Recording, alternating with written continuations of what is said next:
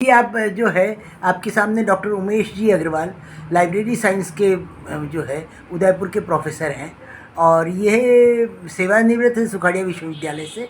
और ये बताएंगे कि लाइब्रेरी साइंस क्या होती है, मतलब पुस्तकालय विज्ञान का जो है ना वो अध्ययन क्यों किया जाता है, इसके पीछे जो है कारण तो बताएंगे कि आपने जो इतिहास पुस्तकालय विज्ञान का कॉन्सेप्ट थोड़ा सा प्रारंभ हुआ और फिर भारत में जो है महाराजा सयाजीराव यूनिवर्सिटी में गायकवाड़ द्वितीय महाराजा गायकवाड़ ने द्वितीय ने इसे प्रारंभ किया। और इसके पश्चात मद्रास यूनिवर्सिटी में कौन थे भैया मद्रास यूनिवर्सिटी में? Professor S R Ranganathan sir जो है उन्होंने इसको किया है।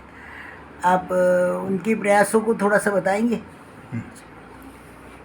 है कि 1876 में मेलविल डुई अमेरिकन पुस्तकालय विज्ञानवेता, उनको विशेष तौर पर अगर हम ये कहें कि वो वर्गीकरणवेता थे, जिन्होंने मेलविल डुई साहब उनका नाम था और उन्होंने डुई डेसिमल क्लासिफिकेशन स्कीम की संरचना की।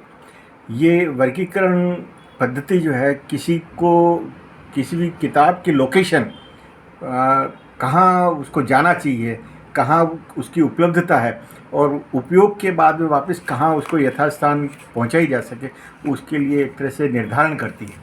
ये ख़ास तौर से मोटे तौर पे उसका ये है।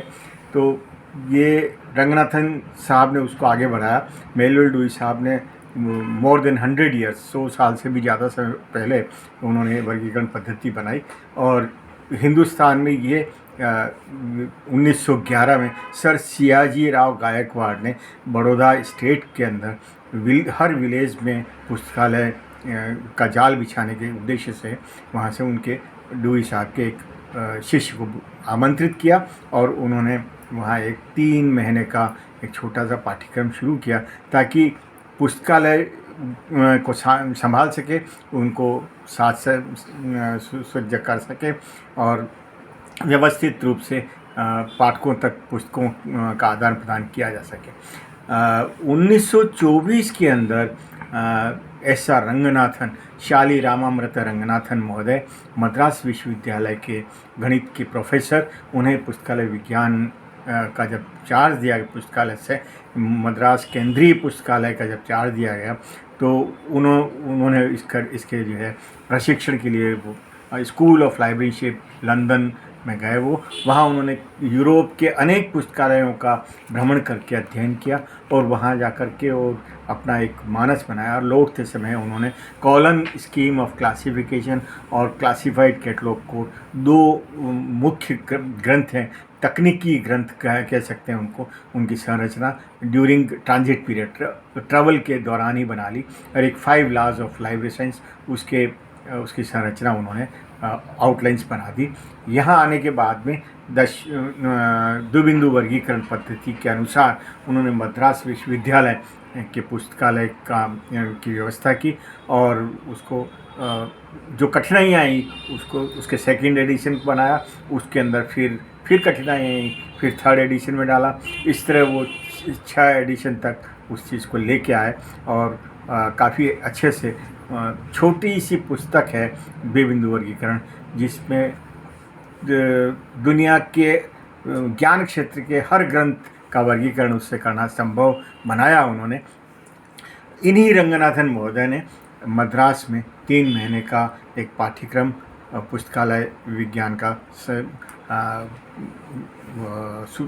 वो क्या बोलते हैं उसको, प्रशिक्षण पाठ्यक्रम, सर्टिफिकेट इन लाइब्रेरी साइंस शुरू किया। उसके बाद में ये जहाँ गए, बनारस हिंदू यूनिवर्सिटी में रहे, दिल्ली यूनिवर्सिटी में रहे, बेंगलोर में DRTC में रहे, दिल्ली में ISDOC, इन सब के स्थापना में इनका बड़ा महत्वपूर्ण योगदान रहा। और हर जगह जहाँ ये गए उन्होंने रंगनाथन महोदय ने एक कोई नया कोर्स उन्होंने शुरू किया। उन्होंने सर्टिफिकेट के बाद में bachelor degree in library science और master degree in library science, PhD in library science, इस तरह के सब लेवल्स के इन्होंने प्रशिक्षण चालू किए। इससे दूसरे अन्य विषयों के अनुरूप ही पुस्तकालय विज्ञान का विकास हुआ। इनके पहले पुस्तकालय विज्ञान को विज्ञान नहीं कहा जाता था, पुस्तकालय शास्त्र की तरह माना जाता था। जैसे सामाजिक शास्त्र होता है उसी तरह ये पुस्तकालय एक तरह से शास्त्र समझा जाता था, लेकिन अब इसको चूँकि साइंटिफिक वे में इसको कर दिया गया है, इसलिए इसको विज्ञान की श्रेणी में रख दिया गया है। आपने जैसे वर्तमान का कहा, तो वर्तमान में जो लाइब्रेरी साइंस है, ये आपने इतिहास बहुत अच्छा बताया। अब वर्तमान में जो लाइब्रेरी साइंस है वो कौन से लेवल से, कक्षा 12वीं 12th करने के बाद होती है? जो सर्टिफिकेट इन लाइब्रेरी साइंस है वो 12th के बाद में शुरू हो जाता है। हाँ। वो 6 महीने तक का होता है। और एक डिप्लोमा कोर्स और है जो कोटा ओपन यूनिवर्सिटी राजस्थान में चलाती है। दूसरी यूनिवर्सिटी भी जैसे सुखाड़ा भी उसको डिप्लोमा चलाती है। राजस्थान विद्यापीठ, जनार्दन राय विद्यापीठ भी चलाती है, वो डिप्लोमा है। तो वो 1 ईयर कोर्स है। और इसी तरह bachelor degree in library science वो 1 ईयर कोर्स है, सभी जगह एक ही उसका है। मास्टर इन लाइब्रेरी साइंस है वो भी 1 ईयर।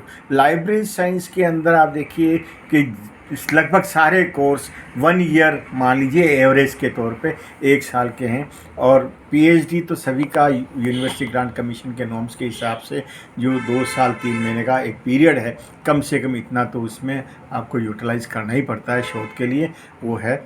और नहीं, आपने बहुत अच्छी जानकारी दी। अब आप ये बताइए कि मतलब जिससे मैंने लाइब्रेरी साइंस को भी पढ़े तो उसका क्या स्कोप है, भविष्य क्या है उसका, वो कहाँ नौकरी करेगा?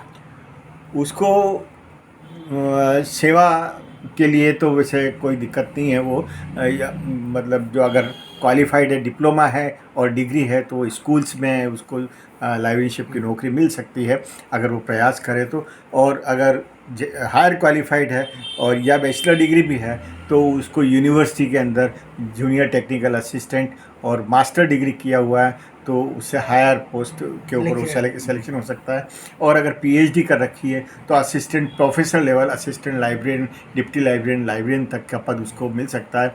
लेकिन इसके अलावा भी हटकर अगर हम दूसरे तरीके से इसको लें कि हर चीज़ गवर्नमेंट कहे कि आप हमारे ऊपर डिपेंड मत रहो, आप जो एजुकेशन क्वालिफिकेशन ले रहे हो तो उसका आप अपने स्वैच्छिक स्वप्रयास से स्वनियोजन करो। तो इसमें स्वनियोजन में किया जा सकता है, जैसे रिसर्च स्कॉलर बिब्लियोग्राफी बनवाते हैं, एब्स्ट्रैक्ट बनाते हैं। तो ये काम लाइब्रेरियन जो है उसके कोर्स का ऑफ कंटेंट में है, तो वो काम रिसर्चर के लिए वो खुद डेवलप करके बना के दे और उसका कोई वो फीस वगैरह निर्धारित कर ले। और किसी रिसर्चर के लिए वो मटेरियल खोज के दे। किसी वकील का चैम्बर है, वकील साहब को केस सर्च करके देने उनके दावे के अनुरूप, तो वो भी काम कर सकता है। किसी इंडस्ट्रियलिस्ट के लिए कोई अगर मटेरियल सर्च करना है तो वो भी हो सकता है। साइंटिस्ट के लिए कोई रिसर्च पेपर लिखना है तो अब तक का क्या रिसर्च हो चुकी है, शोध हो चुकी है, वो खोज करके ढूंढ ढांड के निकाल के और सारा टेबल वर्क करके दे सकता है, ताकि हमारे साइंटिस्ट का या हमारे जो हायर क्रीमी लेयर है उसका कम से कम टाइम वेस्ट हो और उसका मैक्सिमम यूटिलाइजेशन ऑफ टाइम वो कर सके और वो उसको उसका लाइब्रेरियन जो क्वालिफाइड है उसको उसका रेन्यूमरेशन प्रॉपर्ली मिल सके। ये स्वनियोजन वो कर सकता है। और अब तो फिर ये जो कंप्यूटराइजेशन की जो एज आई है उस एज के अंदर ऑटोमेशन और इस तरह की नेटवर्किंग और कंसोर्टियम और इसके अंदर लाइब्रेरियन को भी काफ़ी सुविधाजनक हो गया है कि वो भी अपना काम कर सकता है। लेकिन उसके लिए उसको प्रैक्टिस चाहिए, प्रैक्टिस मेक्स मैन परफेक्ट। तो जितनी वो उसकी प्रैक्टिस होगी उसके अनुसार वो काम अच्छा कर सकता है और अपने श्रेष्ठ काम के आधार पे उसको उसका जो काम का मूल्यांकन भी अच्छा मिल सकता है। बहुत बढ़िया, आपने जो है बहुत अच्छा फील्ड बताया। तो मतलब ये 12वीं के बाद कोई भी बच्चा ले सकता है एडमिशन, कॉम्पिटिटिव एग्जाम होता होगा? 12वीं के बाद में जो है डिप्लोमा सर्टिफिकेट और डिप्लोमा में एडमिशन लिया जा सकता है। इनमें कंपटीशन एग्ज़ाम नहीं होता, उनका सीधा प्रवेश हो जाता है। लेकिन ग्रेजुएशन के अंदर कुछ यूनिवर्सिटीज़ एंट्रेंस एग्ज़ाम ले लेती है, कुछ यूनिवर्सिटीज़ डायरेक्ट मेरिट के आधार पर एडमिशन दे देती है और कुछ यूनिवर्सिटीज़ जो है जैसे आप बता रहे थे भारत में कितने विश्वविद्यालय हैं? भारत के अंदर राज्य द्वारा नियंत्रित 400 से भी अधिक 400 से अधिक विद्यालय पुस्तकालय और हैं। उनमें मतलब 100 सवा 100 यूनिवर्सिटीज़ में ये कोर्स चलता है। और सेंट्रल कंट्रोल्ड यूनिवर्सिटीज़ हैं उनमें भी ये चलता है, जैसे बनारस हिंदू यूनिवर्सिटी है, दिल्ली यूनिवर्सिटी है, वो सेंट्रल कंट्रोल्ड यूनिवर्सिटी है, उनमें भी ये कोर्स चलता है। अब मतलब हर तरीके के पुस्तकालय में, ये प्राइवेट यूनिवर्सिटी है, विद्यापीठ है, डीम्ड यूनिवर्सिटी, उसमें भी चलता है, पैसिफिक यूनिवर्सिटी है, इसमें भी चलता है, और जयपुर में भी जो हमारे जो प्राइवेट यूनिवर्सिटी है वहाँ पे भी चलता है। बीकानेर है हमारा राजस्थान का, वहाँ पे भी ये कोर्स है। अजमेर में कोर्स है, ये जोधपुर में है, सुखाड़िया में है, भीलवाड़ा में जो ये संगम यूनिवर्सिटी है वहाँ चलता है। कई जगह ये कोर्स चलता है। तो इस लाइब्रेरी का कोर्स करने के बाद हाँ। मान लीजिए बीए किया किसी ने और लाइब्रेरी का कोर्स किया, तो उसको स्कूल में कोई प्रेफरेंस मिलेगी? स्कूल एजुकेशन में प्रीफरेंस नहीं, वो तो मेरिट में, तो उसको मिनिमम क्वालिफिकेशन अर्जित करने के बाद में वो उसके साथ में स्टैंड करना पड़ेगा और उसी के आधार पर इंटरव्यू फेस करके और उसमें आना पड़ेगा। सरकारी नौकरी में आ सकता है। हाँ, आ सकता है सरकारी नौकरी में, लेकिन इंटरव्यू फेस करना पड़ेगा। अगर more than candidate sufficient candidate है तो किसी न किसी तरह से स्क्रीनिंग में आना ही पड़ेगा उसको। वही एक तरीका है, चाहे प्राइवेट जॉब है चाहे गवर्नमेंट जॉब है, स्क्रीनिंग तो हर जगह आपको उपलब्ध रहेगी। बिल्कुल सही बात है। तो आपका बहुत बहुत धन्यवाद कि आपने जो है एक उपयोगी जानकारी बच्चों के लिए रिकॉर्ड करवाई है। और मैं सोचती हूँ कि हमारे बच्चे आज की नवीन मतलब नई पीढ़ी जो है इसको ज़्यादा से ज़्यादा उपयोग करेगी, और मतलब हॉबी के रूप में भी लाइब्रेरी साइंस में पढ़ा जा सकता है। आपकी मतलब हॉबी के अपनी स्वाध्याय करने के लिए अपने दूसरे कोर्स अगर आप कर रहे हैं और आपने लाइब्रेरीशिप का कोर्स कर रखा है तो उसमें एक ये लाभ होता है कि आप अपने अध्ययन के लिए मटेरियल सर्च कर लेते हो और कम मेहनत में उच्च स्तर का आप अध्ययन कर लेते हो, तो आप परसेंटेज ऑफ मार्क्स अच्छे मिल जाएंगे आपको। आप you will stand in merit, आपका अस्तित्व अच्छा रहेगा और आपको लाभ ही लाभ है उसके अंदर, है ना। और हज़ारों किताबों के बीच में से आप अपने इच्छित सामग्री, जो अपनी एक्सपेक्टेड और डिज़ायर्ड डॉक्यूमेंट है, वो जल्दी से जल्दी आप सर्च करने में सक्षम हो जाएंगे।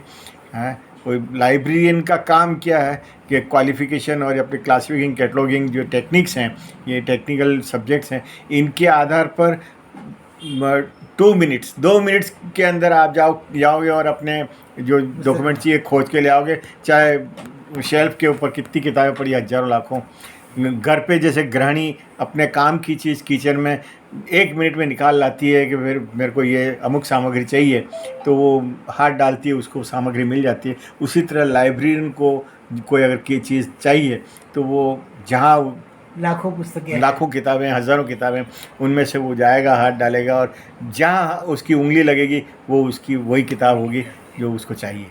सही बात है। ये बहुत ही बड़ा मतलब एक करिश्मा ही कहेंगे कि शिक्षा का करिश्मा है कि व्यक्ति जो है इतना कैटलॉगिंग और क्लासिफिकेशन समझ जाता है और वो सही व्यवस्थित कर सकता है, सक्षम बन जाता है। बिल्कुल। तो व्यवस्थाओं को सुधार होने के लिए ये बहुत अच्छी बात है। धन्यवाद आपको। Wish you all the best. अच्छा, नमस्कार। नमस्कार। हाँ जी।